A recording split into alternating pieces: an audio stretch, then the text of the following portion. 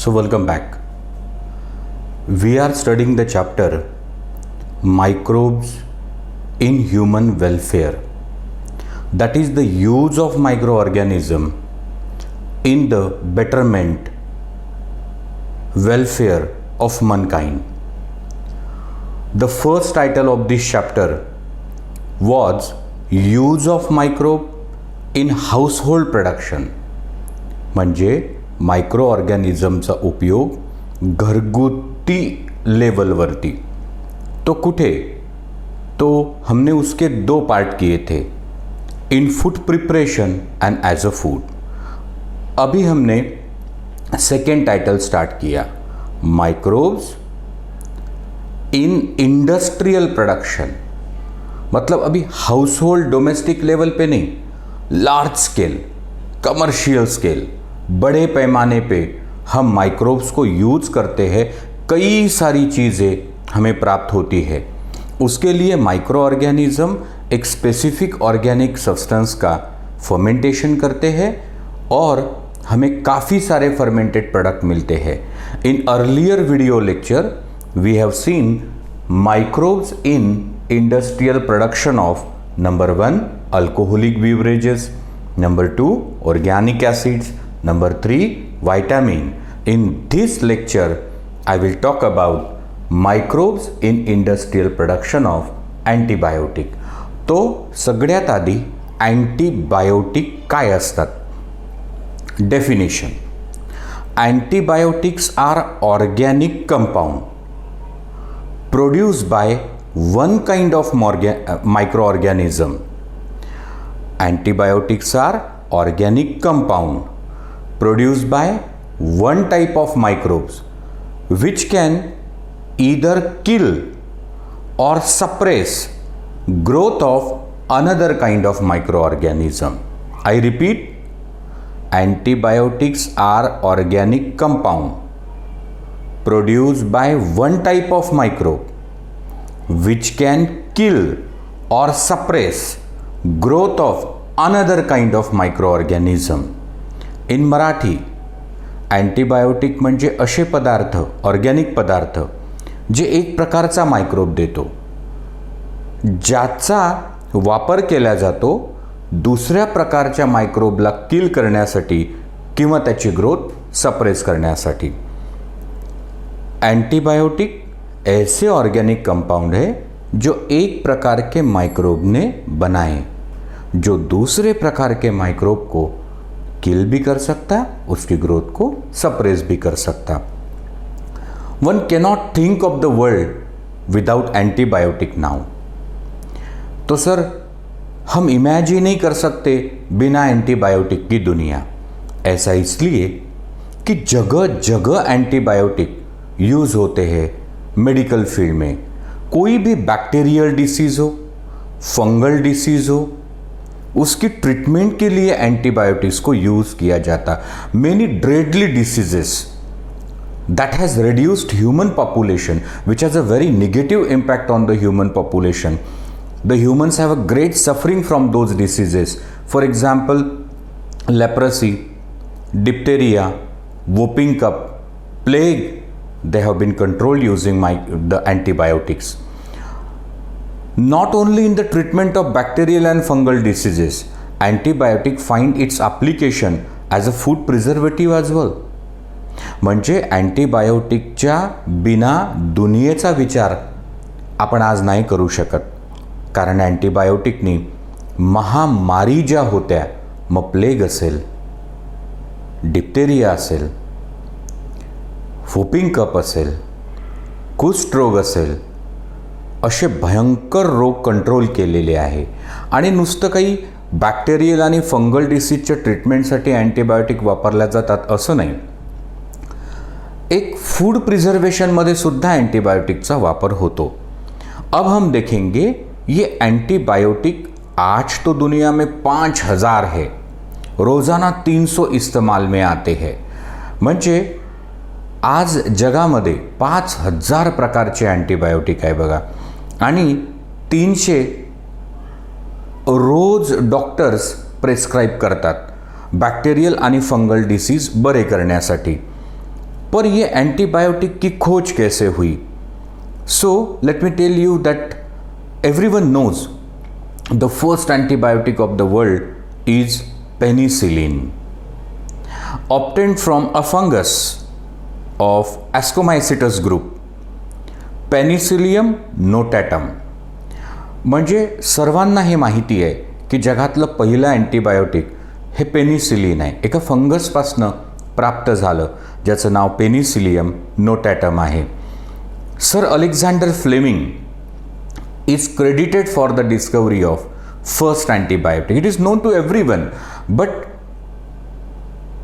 the discovery of first antibiotic was a coincidence. It was accidental discovery. म्हणजे जगातलं पहिलं antibiotic जे sir Alexander फ्लेमिंगनं डिस्कवर केलं पेनिसिलिन, ते योगायोगाने डिस्कवर झालं, अपघाताने डिस्कवर झालं. हां, it was not a planned attempt. So no, in 1928-29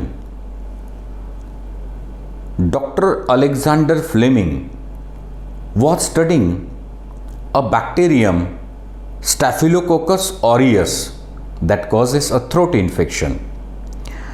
1928-29 मध्ये सर अलेक्झांडर फ्लेमिंग एका बॅक्टेरियाचा अध्ययन करत होते. त्याचं नाव आहे स्टॅफिलोकोकस ऑरियस. अपनी लेबॉर्ट्री में उन्होंने देखा कि पेट्री डिश में वो स्टैफिलोकोकाई को कल्चर कर रहे थे, ग्रो कर रहे थे. He observed some of the petri plates that was not properly washed or sterilized perhaps shown the growth of certain mold around the bacteria. मतलब कि उन्होंने देखा कि लेबॉर्ट्री में जो पेट्री डिशेस है जिसमें बैक्टीरिया के कल्चर्स ग्रो हो रहे थे, तो कुछ प्लेट जो प्रॉपर वॉश नहीं हुई थी, स्टरलाइज नाही हुई थी. म्हणजे काही पेट्री डिश ज्या स्वच्छ नव्हत्या केल्या, त्याचं निर्जंतुकीकरण नव्हतं केलं गेलं, तर त्या पेट्री डिशमध्ये बॅक्टेरियाच्या भोवती फंगस वाढत होता, मोल्ड, बुरशी. He had a observation that in those plate where there was a mould, the bacterial growth was suppress, restricted, inhibited. उनके ध्यान में आया कि जिस पेट्री डिश में वो फंगस है वहाँ के बैक्टीरिया की ग्रोथ स्टॉप हो गई. तो उन्होंने निष्कर्ष निकाला.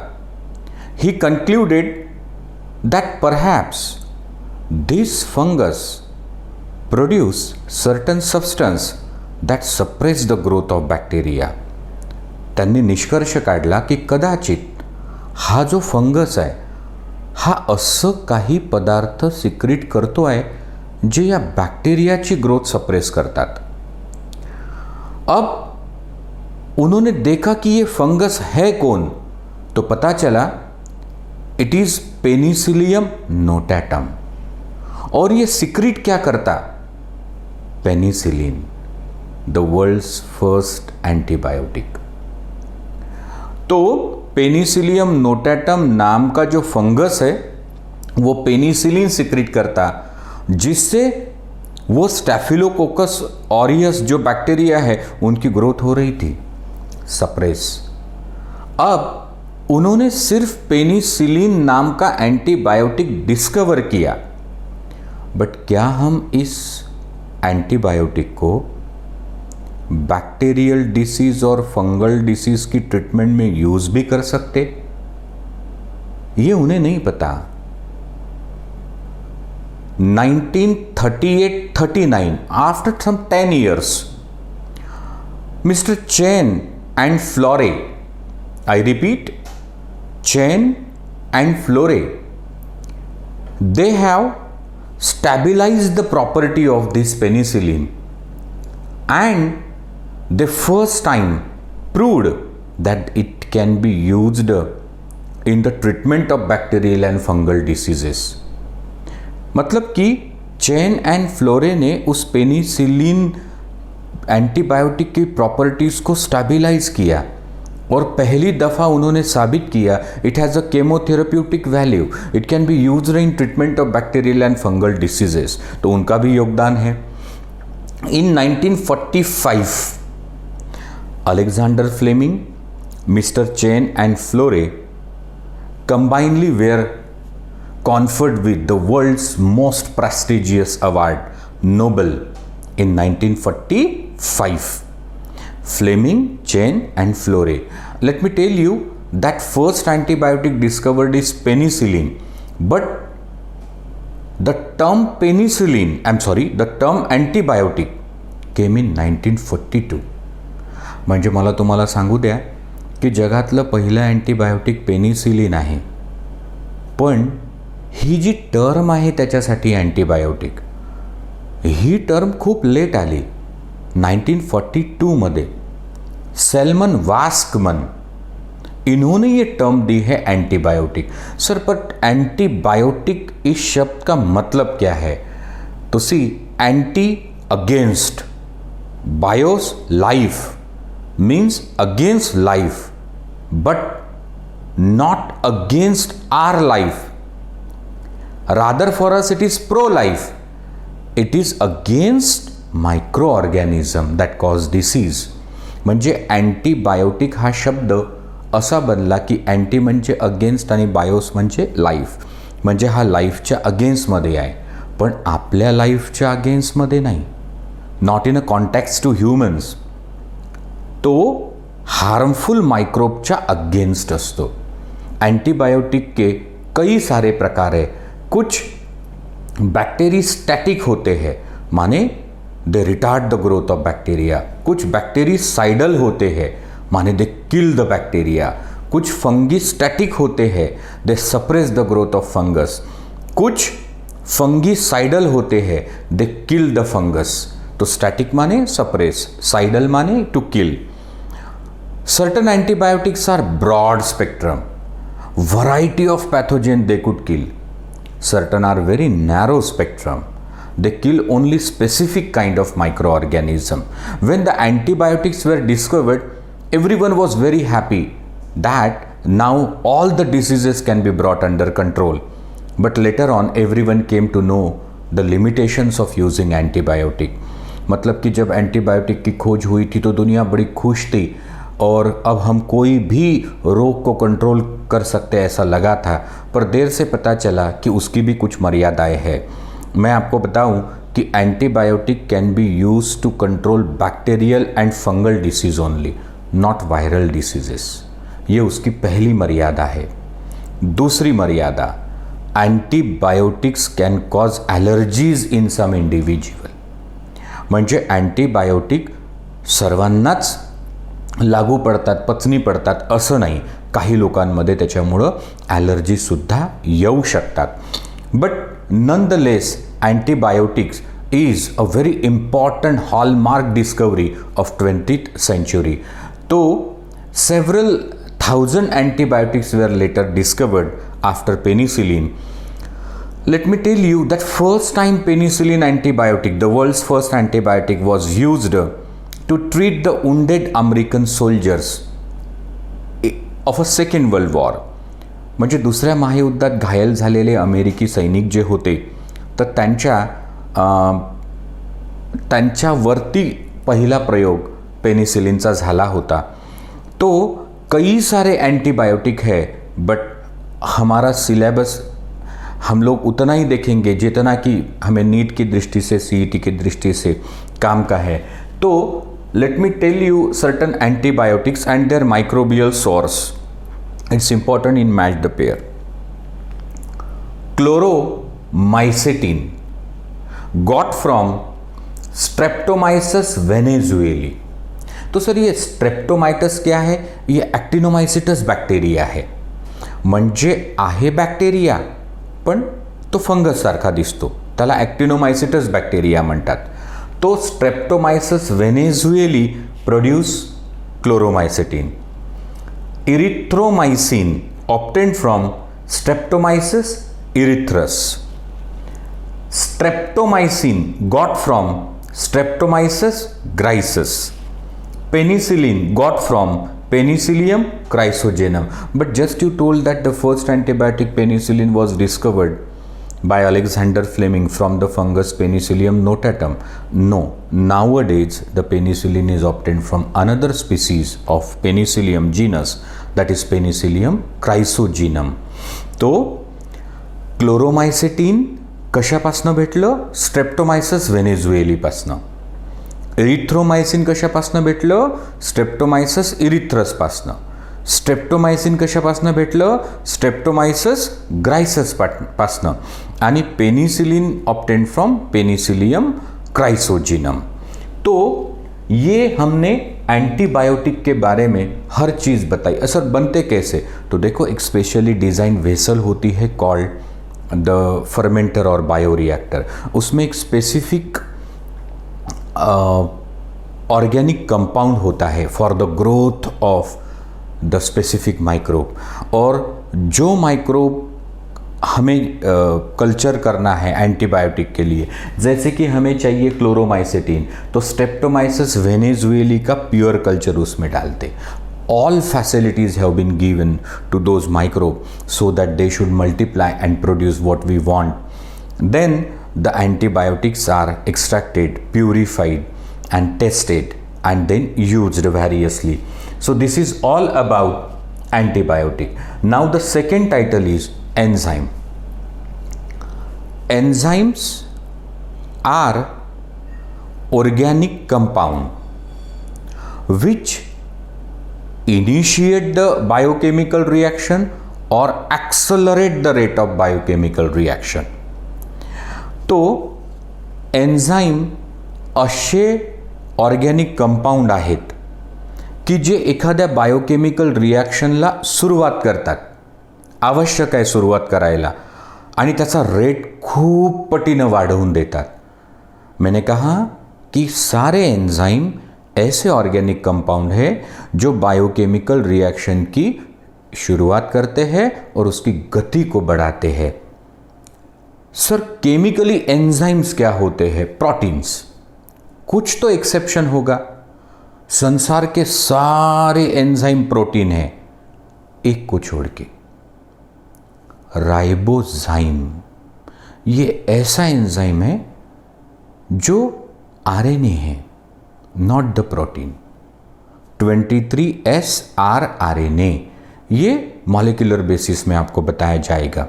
तो अभी आप एंजाइम के बारे में क्या जानते? Sir, just enzymes are the organic compounds that initiate the biochemical reaction and accelerate the rate of biochemical reaction. Most of the enzymes are chemically protein. सुनो, enzymes find their application in many field. Enzyme का उपयोग कई सारे क्षेत्रों में होता है. एक सिंपल सा उदाहरण मैं आपको बताऊं कि आपके हमारे घरों में फलों का रस बनता है. म्हणजे तुमच्या आमच्या घरी आईसाहेब फळांचा रस करतात, मोसंबीचा रस, संत्र्याचा रस. तो the juice that is made at home is turbid. म्हणजे घरी तुमच्या आमच्या बनलेला जो रस असतो तो मेला असतो, गढूळ असतो. But the fruit juice bought from the market appear more clearer. तो घर पे बनाया फलों का रस मेला गढूळ असतो, पण मार्केटमधनं विकत घेतलेला स्वच्छ असतो. वो इसलिए कि प्रोसेसिंग करते समय उसमें वो लोग डालते पैक्टिनेट्स एंड प्रोटीएट्स. तो देखो, for clarification of fruit juices, I told 2 enzyme, pectinase and protease. इतना ही नहीं, हमारे वस्त्रों पर तेल के धब्बे पड़ते हैं, तो कुछ डिटर्जेंट केक या डिटर्जेंट पाउडर वो उस पर अप्लाई करने से तेल के धब्बे भी निकल जाते. वो इसलिए कि उस डिटर्जेंट केक या डिटर्जेंट पाउडर में लाइपेज नाम का एन्झाईम रहता. म्हणजे सर, फळांचा रस स्वच्छ करण्यासाठी पेक्टिनेज आणि प्रोटीएज, हो. कपड्यावर पडलेले ऑइली स्टेन स्वच्छ करण्यासाठी लाइपेज वापरल्या जातं. इतना ही नहीं, when a patient is brought to the hospital who have undergone a myocardial infarction. So immediately one enzyme is injected into his body or her body, and that is streptokinase, also called tissue plasminogen activator. It acts as a clot buster. तो जेव्हा एखाद्या व्यक्तीला दवाखान्यात आणल्या जातं आणि त्याला heart attack आलेला असतो, म्हणजे मायोकार्डियल इन्फ्रैक्शन. सर्कुलेशन चैप्टर में मैंने आपको विस्तार से बताया था कि हार्ट की मसल को ब्लड सप्लाई करने वाली करोनरी आर्टरी में जब ब्लॉक होता है ड्यू टू आर्टेरियोस्क्लेरोसिस और आर्थेरोस्क्लेरोसिस, तो हार्ट मसल का ब्लड सप्लाई रुक जाता है और उससे हार्ट मसल मर जाती है. That is myocardial infarction, that is commonly called heart attack. तो ऐसे पेशेंट को जब दवाखाने में लाया जाता तो सबसे पहले डॉक्टर उसको देते हैं स्ट्रेप्टोकाइनेज नाम का एंजाइम, जिसका दूसरा नाम है टिश्यू प्लाज्मिनोजेन एक्टिवेटर. तो सर ये क्या करता? ये उस करोनरी आर्टरी में जो ब्लॉक हुआ है उसको नष्ट करता. It act as a clot buster. तो देखो, कहीं फलों का रस स्वच्छ करने को पेक्टिनेज और प्रोटीएज, कहीं ऑयली स्टेन फ्रॉम क्लॉट्स निकालने के लिए लाइपेज, कहीं क्लॉट बस्टर के रूप में streptokinase, that is tissue plasminogen activator. तो many enzyme have use in variety of field. अब सिलेबस ने कहा है कि आपको कुछ एंजाइम और उसके माइक्रोबियल सोर्स पता होने चाहिए. तो सुनो, पेक्टिनेज आपण आत्ता म्हटलं की फळांचा रस स्वच्छ करण्यासाठी, obtain from Sclerotinia libertiana. Pectinase, स्क्लेरोशियाना libertiana. So ध्यान में कैसे रखूं? PS, pectinase, स्क्लेरोशियाना libertiana. लाइपेज, जो आत्ता अपन पाहिलं कि तेल के धब्बे जो वस्त्रों पे होते हैं उसको निकालने के लिए, तो obtain from Rhizopus species. So LR sorry obtain from Rhizopus species. कौन? Lipase. Invertase obtain from yeast, Saccharomyces cerevisiae. Cellulase obtain from a fungus, Trichoderma koningii. Streptokinase, जो आत्ता आपण सांगितलं की हार्ट अटॅक आलेल्या पेशंटला दिल्या जातं करोनरी आर्टरीमधला ब्लॉक काढण्यासाठी, त्याला टिश्यू प्लाज्मिनोजेन ॲक्टिवेटर म्हणतात. It is obtained from a bacterium Streptococcus.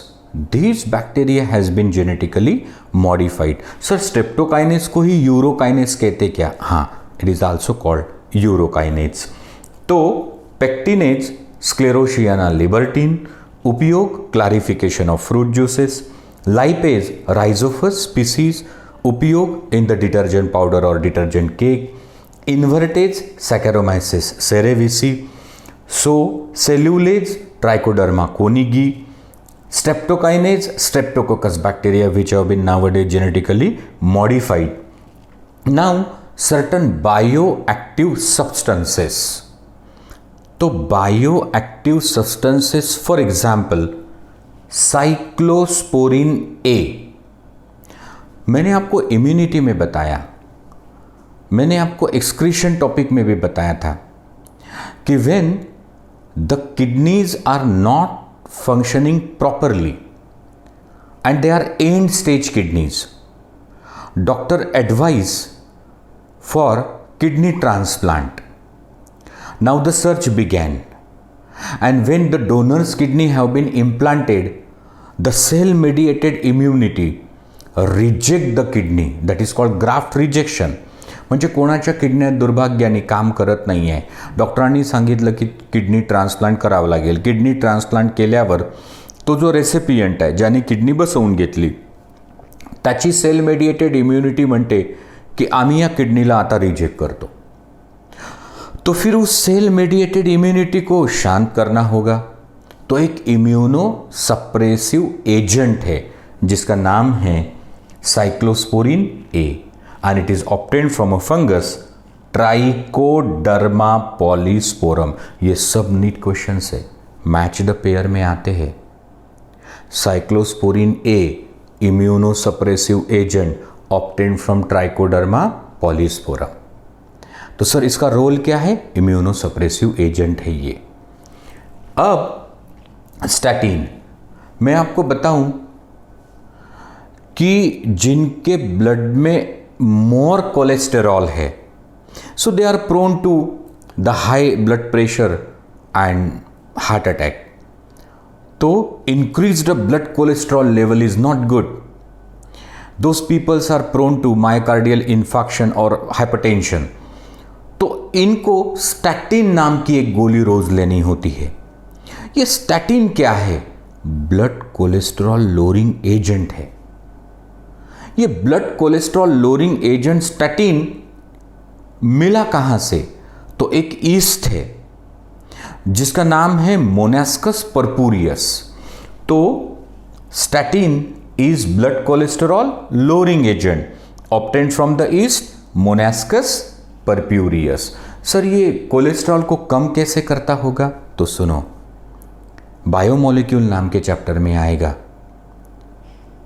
वहां आपको विस्तार से बताया जाएगा। यहां थोड़ा सा बताते हैं कि the enzyme that is responsible for building up the cholesterol, ऐसा एंजाइम जिससे कोलेस्ट्रॉल की मात्रा बढ़ती है, तो ये statin competitively bind with that enzyme और कोलेस्टेरॉल को बढ़ने नहीं देता। तो हमने देखा कि देखो ना, कभी माइक्रोब्स फूड प्रिपरेशन में काम आए, कभी वो एज अ फूड काम में आए, single cell protein and mushroom. कहीं पे माइक्रोब्स से अल्कोहलिक बीवरेजेस बने, beer, wine, whisky, rum, vodka, brandy, organic acid, citric acid, gluconic acid, fumaric acid, butyric acid, lactic acid, acetic acid, vitamin B2, B12, C, antibiotics, सारे 5000 से ज़्यादा antibiotic microbes बना के देते। माइक्रोब्स नहीं, कई सारे प्रकार के एंजाइम्स दिए, बायोएक्टिव सब्सटेंसेस दिए। अब बोर्ड के टेक्स्ट बुक में एक एडिशनल टाइटल था, production of gibberellin. So gibberellin is also industrially produced using microbe. तो पहले मैं आपको जिब्रालिन क्या है बताऊं। तो जैसे हमारे अंदर हार्मोन्स रहते, say growth hormone, luteotropic hormone, thyroid stimulating hormone, adrenocorticotrophic hormone, FSH, LH, ADH, oxytocin, thyroxine. So ये सारे हमारे हार्मोन हैं। वैसे प्लांट की ग्रोथ को रेगुलेट करने 5 प्रकार के हार्मोन रहते, auxin, cytokinin, gibberellin, ethylene and abscisic acid. मतलब एनिमल में जैसे हार्मोन्स रहते वैसे प्लांट में भी हार्मोन्स रहते। उन्हें प्लांट ग्रोथ रेगुलेटर्स या फाइटो हार्मोन्स कहा गया। तो वो 5 प्रकार के हैं, auxin, cytokinin, gibberellin, ethylene, abscisic acid. तो ये जो जिब्रालिन्स है ये एग्रीकल्चर में बहुत उपयोगी है। म्हणजे किसान बांधव जे आहेत, शेतकरी दादा, तर ते शेतामध्ये बऱ्याच साऱ्या कामासाठी जिब्रालिन वापरतात। जैसे rapid increase in internodal elongation, मतलब जेनेटिकली ड्वार्फ प्लांट भी टॉल बन सकता है using gibberellic acid. Leaf expansion, bolting, sudden internodal elongation leading to flowering in biennials, say onion, cabbage, cauliflower. तो they convert the long day plant into short day plants also, and many more application gibberellin have. तो these gibberellins are obtained from certain microbes. तो उसकी एक story बता दूं। In 1926 a Japanese plant pathologist Kurosawa happens to go in one of the rice field. तो sir आपने कहा 1926 में एक जापान के प्लांट पैथोलॉजिस्ट थे कुरोसावा। वो एक खेत में जाते हैं 1926 मध्ये जपानचे एक प्लांट पैथोलॉजिस्ट होते कुरोसावा। ते एका शेतामध्ये जातात, धान के खेत में। वहाँ के किसानों ने कहा कि certain rice seedling grew tall, turn thin and pale, god knows why. तो वहाँ के किसानों ने बताया कि सर कुछ चावल के पौधे यूं ही ऊंचे हो गए, पतले हो गए, पीले हो गए, पता नहीं क्यों। वो लोकल लोगों की भाषा में, वहाँ के किसानों के भाषा में उन्होंने कहा कि इनको बेकेन डिसीज हुआ है। बेकेन माने फुलिश, तो फुलिश सीडलिंग डिसीज हुआ है।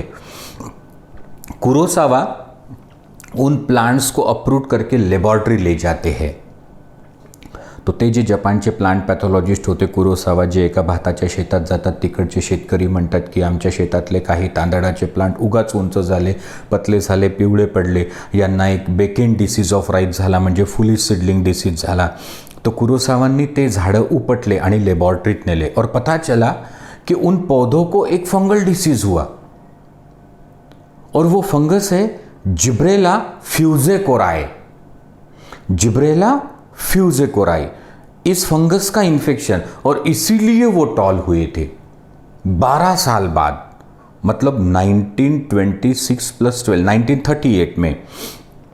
याबुता एंड सुमाइकी उन्हीं के 2 स्टूडेंट थे। उन्होंने कहा कि जब जिब्रेला फ्यूजेकोराई नाम के फंगस ने इन्फेक्शन किया तो इस फंगस ने जिब्रालिन्स बनाए, और जिब्रालिन्स इंटरनोड का करते इलॉन्गेशन, इसीलिए वो प्लांट टॉल हो गए थे। तो gibberellin is produced by a fungus gibberella fujikuroi. Hundreds of gibberellin have been there, all acids GA1, GA2, GA3 and so on GA100, but the most common जिब्रालिन is GA3। आणि या जिब्रालिक ॲसिडचे उपयोग तर शेतकरी बांधव त्याचा उपयोग करतात। तो त्यांना समजा ड्वार्फ प्लांटला टॉल करायचं असेल किंवा बोल्टिंग करायचं असेल, कॅबेज, कॉलीफ्लावर, ऑनियनमध्ये लीफ एक्सपान्शन करायचं असेल, लॉंग डे प्लांटला शॉर्ट डेमध्ये फ्लावर्स आणायचे असतील, आणि खूप सारे उपयोग आहे त्याचे जे प्लांट ग्रोथ चैप्टर होतील। तो हमने अब सेकेंड टाइटल देखो कंप्लीट किया, और बड़ा टाइटल था microbes in industrial production of alcoholic beverages, organic acid, vitamins, antibiotics, enzymes and gibberellin. अब अगला जो लेक्चर होगा उसमें मैं 2 टाइटल बताऊंगा, microbes in sewage treatment and microbes in biogas production. Thank you.